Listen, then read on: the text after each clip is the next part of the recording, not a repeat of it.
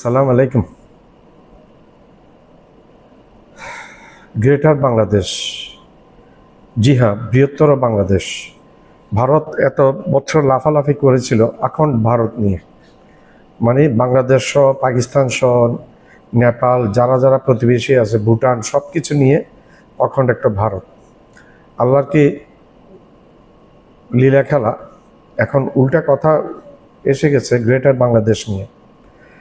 ভারত তুরস্কর দিকে আঙ্গুল খাড়া করছে, তুরস্ক এর পিছনে মদদ দিচ্ছে, এটা বলছে ভারত। তো এই গ্রেটার বাংলাদেশটা কোনটা কোনটা 12টা রাজ্য নিয়ে, তার মধ্যে ওয়েস্ট বেঙ্গল, পশ্চিমবাংলা, আসাম, ত্রিপুরা,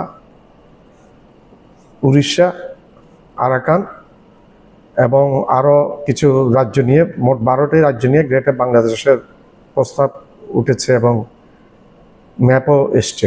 এটা নিয়ে ভারতের উচ্চমহল খুবই চিন্তিত। তারা বৈঠকে বসেছে এবং ভারতের পররাষ্ট্রমন্ত্রী জয়শঙ্কর এটা নিয়ে বাংলাদেশকে প্রশ্ন করেছে, কিন্তু বাংলাদেশ বলছে এগুলা একটা পূর্বে যে ইয়েটা ছিল সেটা নিয়ে, সেটার কথা বলা হয়েছে, অন্য কিছু না। তো ভারতের আতঙ্কের শেষ নাই। তুরস্কও চাচ্ছে যে এটা বাংলাদেশ সালতানাত অর্থাৎ গ্রেটার বাংলাদেশ নিয়ে। তো ভারতের ইতিহাস আমরা পর্যালোচনা করলে দেখা যায় ভারত আগে কখনো অখণ্ড ভারত ছিল না। এক একটা রাজ্য এক একটা রাজা শাসন করত, টুকরো টুকরো ভারতের অসংখ্য রাজা শাসন করত, হিন্দু রাজাগুলো শাসন করত। মোগলরা ভারতকে আক্রমণ করে হরিয়ানা পানিপথ দিয়ে। প্রথম আক্রমণে ইব্রাহিম লোদিকে পরাস্ত করতে পারে না বাবর, দ্বিতীয় আক্রমণে পারে না, তৃতীয় আক্রমণে সফল হয়ে গেছে। ইব্রাহিম লোদি পরাস্ত হয়েছে এবং মৃত্যুবরণ করেছে এবং মোগল ভারতে ঢুকে গেছে। তখন বর্তমানে যে বর্তমান পাকিস্তান এবং বাংলাদেশ, এই বৃহত্তর ভারত, নেপাল, এগুলো সবগুলো মিলে তখন কিন্তু একটা মুঘল ডাইনেস্টির আন্ডারে ছিল, মুঘল রাজ শাসনের, মুঘল বাদশার শাসনের আন্ডারে ছিল এই সমস্ত কিছু। তাইলে দেখা যায় ভারত পূর্বে কখনো একতাবদ্ধ ছিল না।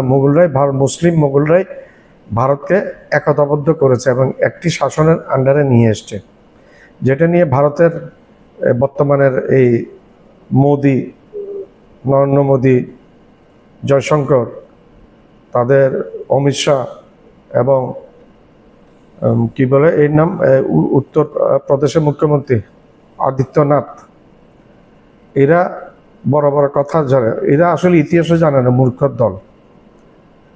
তো এখানে আলোচনা করলে দেখা যায় ভারত কখনো একতাবদ্ধ ছিল না, মুঘলরাই ভারতকে একতাবদ্ধ করেছে।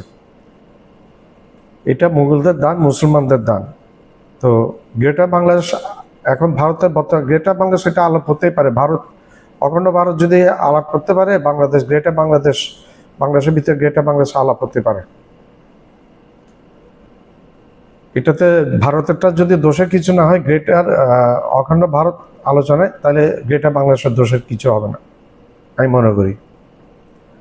আর ভারতের বর্তমান যে অবস্থা, ভারতের অর্থনৈতিক অবস্থা একেবারে শেষ হয়ে গেছে এবং রাজ্যে রাজ্যে এখন বিক্ষোভ, জেনজির বিক্ষোভ দানা বেঁধে উঠেছে এবং প্রচুর বিক্ষোভ হচ্ছে বিহারে, বিশেষ করে বিহারে এবং পাঞ্জাবে, পশ্চিমবাংলা এবং আরও বেশ কিছু, মণিপুর, এদিকে মণিপুর, বিভিন্ন জায়গায় যে জেনজির যে আন্দোলনটা গড়ে উঠেছে। প্রথমে সরকার পতন হয়েছে নেপালে 2022 সালে, 22 সালের জুলাইতে পতন হয়েছে শ্রীলঙ্কার রাজাপাকসে। 24 সালের অগাস্টের 5 তারিখ পতন হয়েছে বাংলাদেশের স্বৈরাচারী শেখ হাসিনা। 25 সালের সেপ্টেম্বরে পতন হয়েছে ওলি শর্মা, নেপালের প্রধানমন্ত্রী। এইভাবে এর পরবর্তীতে ভারতের উপর গিয়ে পড়েছে, ভারতও টুকরো টুকরো হয়ে যাবে। আমরা ইসলামিক দৃষ্টিতে যদি দেখি, গাজওয়াতুল হিন্দের যে হাদিসগুলা, এখানে বলেছে যে ভারতের রাজাদেরকে শিকলে করে বেঁধে জেরুজালেম নিয়ে যাবে বিচার করার জন্য। রাজাকে বলে না, ভারতের রাজা বলতে এক বচন, একজন বুঝায়, কিন্তু এখানে হাদিসে বলা হয়েছে ভারতের রাজাদেরকে। তার মানে টুকরো টুকরো ভারতের অনেকগুলো রাজা থাকবে, 30-35 টুকরো কমপক্ষে হবে ভারত। এর মধ্যে হয়তো কিছু যদি 2-1টা রাজ্য হয়তো মুসলমানও পেতে পারে। কাশ্মীর থাকবে না, কাশ্মীর পাকিস্তানের সাথে চলে যাবে, পাঞ্জাব আলাদা হয়ে যাবে, পশ্চিমবাংলা ভারতের সাথে থাকবে না, মূল ভূখণ্ডে 7 সিস্টার থাকবে না। তারপর এদিকে গোয়াকে জোর করে নিয়েছিল ভারত, এবং হায়দ্রাবাদও তাদের ওইখানে আন্দোলন দানা বেঁধে উঠবে। মুসলিম শাসিত স্বাধীন দেশ ছিল হায়দ্রাবাদ, ভারতের সেনাবাহিনী জোর করে হায়দ্রাবাদকে দখল করেছে। আমরা হায়দ্রাবাদের ইতিহাস জানি। তো নরেন্দ্র মোদী এখন যে পথে হেঁটেছে, ভারত অর্থনীতি শেষ করে দিয়েছে। আমেরিকা এমনভাবে ভারতের অর্থনীতির উপর ট্যারিফ আরোপ করেছে, ভারত এখন আর দিশা ফেলতে পারছে না। হাজার হাজার লক্ষ লক্ষ গার্মেন্টস শ্রমিক বেকার হয়ে যাচ্ছে, হাজার হাজার গার্মেন্টস বন্ধ হয়ে যাচ্ছে। তো এখন উপায় আর কিছু নাই। ভারত এই একটা দেশকে ধ্বংস করার জন্য তার অর্থনীতিতে যদি আঘাত করা যায়, তাহলে দেশটা ধ্বংস অনেকটা সহজ হয়ে যায়, যেটা মনে হচ্ছে আমেরিকা এবং ওইটাই করছে। ধন্যবাদ। দেশ একটি মানচিত্র যেটি কেবল কাগজে আঁকা নয়, বরং কাঁপিয়ে দিতে পারে গোটা উপমহাদেশ। ঢাকায় ছড়িয়ে পড়েছে এক চিত্র যার সীমানা ছুঁয়ে ফেলেছে ভারতের হৃদয় ভূমি। পশ্চিমবঙ্গ, আসাম, ত্রিপুরা, উড়িষ্যা, এমনকি মিয়ানমারের আরাকান, সব এক ছাতার নিচে এক নামের অধীনে গ্রেটার বাংলাদেশ। হ্যাঁ, গ্রেটার বাংলাদেশ নামে এক ধারণা যা এখন দখল করে নিচ্ছে সামাজিক যোগাযোগ মাধ্যম, বিশ্ববিদ্যালয় ক্যাম্পাস, এমনকি দক্ষিণ এশিয়ার ভূ রাজনৈতিক বিশ্লেষণেও। এই মানচিত্রটি সামাজিক যোগাযোগ মাধ্যমে ছড়িয়ে পড়লে নজরে আসে ভারতের বিজেপি রাজনৈতিকদের, গড়ায় দেশটির পার্লামেন্ট পর্যন্ত। অধিবেশনে বিজেপির এক এমপি বিষয়টি নিয়ে কেন্দ্রীয় পররাষ্ট্রমন্ত্রীর দৃষ্টি আকর্ষণ করেন। প্রশ্ন উঠেছে, বাংলাদেশ কি তুরস্কের ছত্রছায়ায় এক নতুন কূটনৈতিক চালে নেমেছে? আর ভারতের সীমান্তের ভেতরে যদি কোনো দাবি ছড়িয়ে পড়ে, তবে তা কি শুধু মানচিত্রে সীমাবদ্ধ থাকবে? প্রিয় দর্শক, চলুন আজ বিশ্লেষণ করি এক বিস্ময়কর পরিকল্পনা যা কেন্দ্রবিন্দুতে আছে বাংলাদেশ, আর কোণঠাসা এক বিশ্ব শক্তির নাম ভারত। দক্ষিণ এশিয়ার ভূ রাজনীতিতে এক নতুন হিসাব নিকাশ শুরু হয়েছে। কেন্দ্রে বাংলাদেশ আর পাশে দাঁড়িয়ে তুরস্ক। এই দুই দেশের ক্রমবর্ধমান সম্পর্ক এবং কিছু সাম্প্রতিক কৌশলগত ইঙ্গিত রীতিমতো অস্বস্তিতে ফেলেছে নয়াদিল্লিকে। কূটনৈতিক চাপ ও সীমান্ত উত্তেজনার মধ্যেই তুরস্ক সমর্থিত গ্রেটার বাংলাদেশ তত্ত্ব এবং সাম্প্রতিক এনজিও তৎপরতা ভারতকে নিয়ে গেছে এক অনিশ্চিত ও বিব্রতকর কূটনৈতিক সমীকরণে। তুরস্ক ভিত্তিক একটি এনজিও সম্প্রতি ঢাকায় ছড়িয়েছে সালতানাতি বাংলা বা গ্রেটার বাংলাদেশ নামে একটি মানচিত্র, যেখানে ভারতের পশ্চিমবঙ্গ, আসাম, ত্রিপুরা, উড়িষ্যা, বিহার, সব উত্তর পূর্বাঞ্চলীয় রাজ্যগুলো এবং মিয়ানমারের আরাকান অঞ্চল পর্যন্ত দেখানো হয়েছে একটি সম্ভাব্য বাংলাদেশ রাষ্ট্রের অংশ হিসেবে। এই মানচিত্রটি শুধু ঢাকার তরুণ সমাজ নয়, বিশ্ববিদ্যালয়গুলোর হল এবং সামাজিক যোগাযোগ মাধ্যমে আলোচনার কেন্দ্রে উঠে এসেছে। ভারতের গোয়েন্দা সংস্থাগুলো বলছে এটি নিছক তাত্ত্বিক কল্পনা নয়, বরং এটি সাম্প্রতিক ভূরাজনৈতিক পরিকল্পনারই অংশ। ভারতের নতুন সংসদ ভবনেও অখণ্ড ভারতের মানচিত্র রাখা হয়েছে, যাতে বাংলাদেশ, পাকিস্তান, নেপাল, শ্রীলঙ্কা পর্যন্ত দেখা যায়। আরএসএস এবং বিজেপি রাজনৈতিকভাবে একটি হিন্দু রাষ্ট্র গঠনের লক্ষ্যে দীর্ঘদিন ধরেই অখণ্ড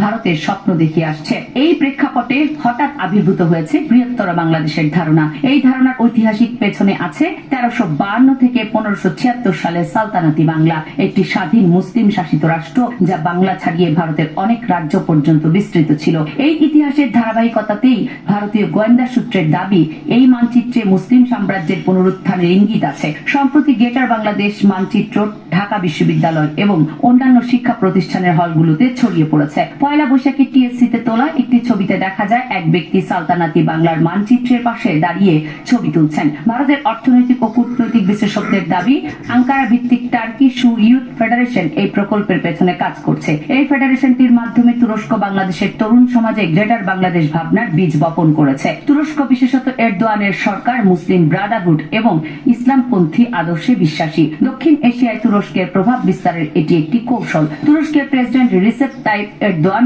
অতীতে প্রকাশ্যে কাশ্মীর ইস্যুতে ভারতের বিপক্ষে কথা বলেছেন। ভারত পাকিস্তান তুরস্কের সহযোগিতা ছিল চোখে পড়ার মতো। মুসলিম বিশ্বের নেতৃত্ব নিতে চাওয়া তুরস্ক তার প্রভাব বাংলাদেশেও বাড়ানোর চেষ্টা করছে। ডক্টর মোহাম্মদ ইউনূসের নেতৃত্বাধীন বাংলাদেশ সরকারের সাথে সামরিক সহযোগিতা এবং অস্ত্র চুক্তির বিষয়ে এরই মধ্যে আলোচনা অনেক দূরে গিয়েছে। বর্তমান বিশ্বের সর্বাধুনিক এবং শক্তিশালী ড্রোনের সবচেয়ে শীর্ষ উৎপাদক দেশ তুরস্ক। তুরস্কের তুরস্কের বায়রাক্তার TB2 ড্রোন আছে বাংলাদেশেও। কয়েকদিন আগে এই ড্রোন ভারতকে কাবু করেছে পাকিস্তান। আর তুরস্কের বায়রাক্তার TB2 ড্রোন ভারতকে দিবে না বলে সরাসরি ঘোষণা দিয়েছে দেশটি। বর্তমান আধিপত্য বিস্তারের মুসলিম প্রধান দেশগুলোর অন্যতম পরাশক্তি দিনে দিনে নিজেদের সামরিক শক্তি নিয়ে যাচ্ছে ধরাছোঁয়ার বাইরে। ব্যয় সাশ্রয়ী হওয়ায় উন্নত দেশগুলোর প্রতিরক্ষায় ভরসা হয়ে উঠেছে আঙ্কারা। 2004 সালে মিলিটারি ট্রেনিং এগ্রিমেন্ট স্বাক্ষরের পর বাংলাদেশেও প্রতিরক্ষার জন্য তুরস্কের সামরিক সরঞ্জাম আমদানি করছে। এর মধ্যে আছে কামলার মিসাইল সিস্টেম, অটোকার কোবরা লাইটার, মাল্টিপল রকেট লঞ্চার সহ বিশ্বকাপানো বায়রাক্তার TB2 ড্রোন। সন্ত্রাসবাদ দমনেও বাংলাদেশকে সহায়তার চুক্তি করেছে তুরস্ক।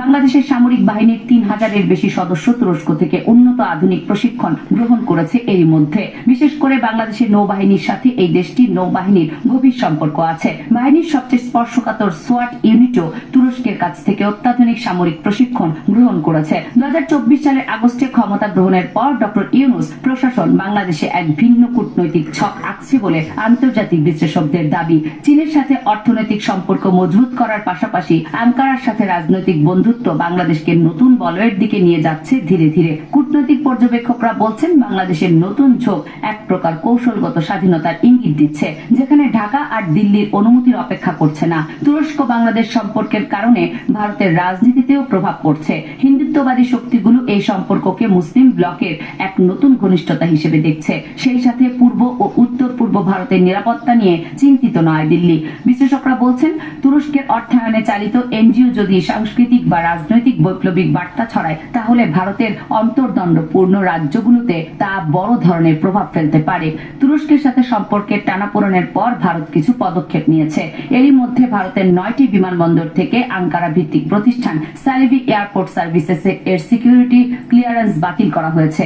এদিকে এই ইস্যুতে বাংলাদেশ সরকারের সাথে যোগাযোগ করে ভারত সরকার। দেশটির পররাষ্ট্রমন্ত্রী জয়শঙ্কর জানান, বাংলাদেশ সরকার জানিয়েছে এই ছবি 2025 সালের 14 এপ্রিল পহেলা বৈশাখ উপলক্ষে ঢাকা বিশ্ববিদ্যালয়ের ক্যাম্পাসে একটি ইতিহাস সম্পর্কিত প্রদর্শনী আয়োজনের একটি অংশ ছিল। সেখানে মধ্যযুগের বাংলার একটি মানচিত্র প্রদর্শন করা হয়েছিল। ওই প্রদর্শনী যারা আয়োজক ছিলেন তারা বাংলাদেশ সরকারকে বলেছেন যে কোনো বিদেশি সংস্থা বা গোষ্ঠীর সাথে তাদের কোনো সম্পর্ক নেই। বাংলাদেশ সরকারের পক্ষ থেকে আরো বলা হয়েছে, সালতানাতি বাংলা নামের কোন সংগঠন বা গোষ্ঠীর অস্তিত্ব নেই বাংলাদেশে। তবু এই ছবিকে কেন্দ্র করে বাংলাদেশ নিয়ে সরব হয়েছে ভারত সরকার। দক্ষিণ এশিয়া এখন এক নতুন বাস্তবতার মুখোমুখি। এখানে সম্পর্ক, বিশ্বাস আর ভূরাজনীতি এক অদৃশ্য সুতোয় গাঁথা। বাংলাদেশের ভেতরের কূটনৈতিক মোড় আর তুরস্কের আন্তর্জাতিক আগ্রহ, এই দুয়ে মিলে একটি নতুন সমীকরণ তৈরি করছে, যা কেবল ভারতের নয়, গোটা উপমহাদেশের নিরাপত্তা ও ভারসাম্যের প্রশ্ন তুলছে। এমন নানা সমীকরণে ভারতের 7 সিস্টার্স নিয়ে রীতিমতো ঘুম মোদী সরকারের। ভারতের দুর্বলতম এই অংশ হাতছাড়া হওয়ার ভয়ে এই অঞ্চলেও আরো সামরিক নিরাপত্তা জোরদার করেছে ভারত। গ্রেটার বাংলাদেশ মানচিত্র হয়তো আপাত দৃষ্টিতে শুধু এক কল্পনা, কিন্তু তার পেছনে আছে যে বাস্তব কৌশলগত ইঙ্গিত ও মনস্তাত্ত্বিক খেলা, তা অস্বীকার করার কোনো উপায় নেই। সময় এখন প্রশ্ন করার, বাংলাদেশ কি কেবল নিজেদের ভাগ্য বদলাচ্ছে, নাকি গোটা অঞ্চলের চেহারাও পাল্টে দিচ্ছে? শেষ কথা একটাই, এই লড়াই শুধু মানচিত্রের নয়, এই লড়াই প্রভাব, পরিচয় এবং নেতৃত্ব। আমার চ্যানেলটা লাইক করবেন, সাবস্ক্রাইব করবেন, শেয়ার করবেন, বেল আইকনটা প্রেস করবেন। সাবস্ক্রাইব করতে ভুলবেন না।